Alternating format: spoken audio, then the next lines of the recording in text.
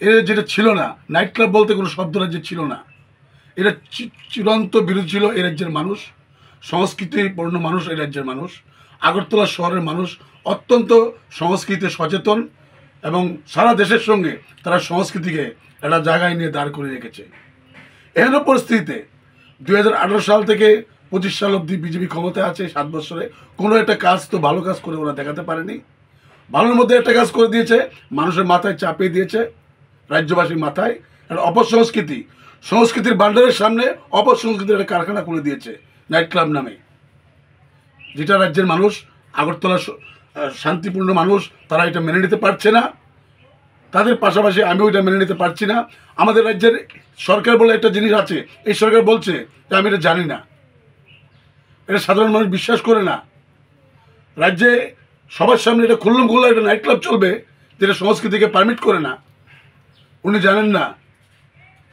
আমি আপনাদের মাধ্যমে ওনাকে জানাতে চাই, অতি সত্বর এই নাইট ক্লাবকে আপনারা বন্ধ করার ব্যবস্থা করুন, অথবা এই নাইট ক্লাব যদি চলতেই হয়, যদি চালাতেই হয়, যদি প্রয়োজন মনে করেন এই আগরতলা শহরের বাইরে কোথাও আপনারা নিয়ে করুন।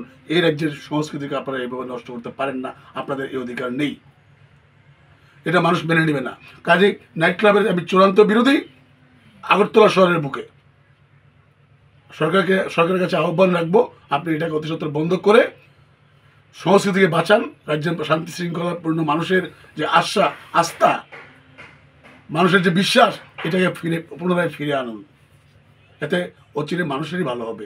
আর এই রাজ্যের যুব সমাজ এমনিতেই নেশায় ডুবে গেছে, ওদেরকে আর নেশায় ডুবাবেন না, ওদের ভবিষ্যৎ নষ্ট করবেন না। আপনারা কিছু দিতেও পারছেন না, আর ভবিষ্যৎ ওদের নষ্ট করবেন না। পাশাপাশি দেখবেন ওরা রাজ্যের বিভিন্ন জায়গায় প্রতিবাদ সভা বলতে একটা সভা ওরা আহ্বান করছে।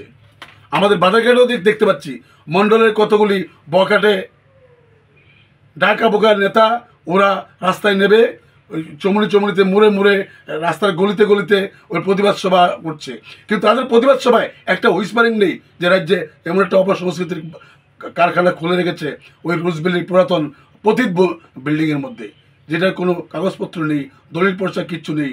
ওইখানে তারা বসে নষ্টি করার একটা জায়গা খুলে দিয়েছে। এর প্রতিবাদ তোরা করে না প্রতিবাদ সভায়।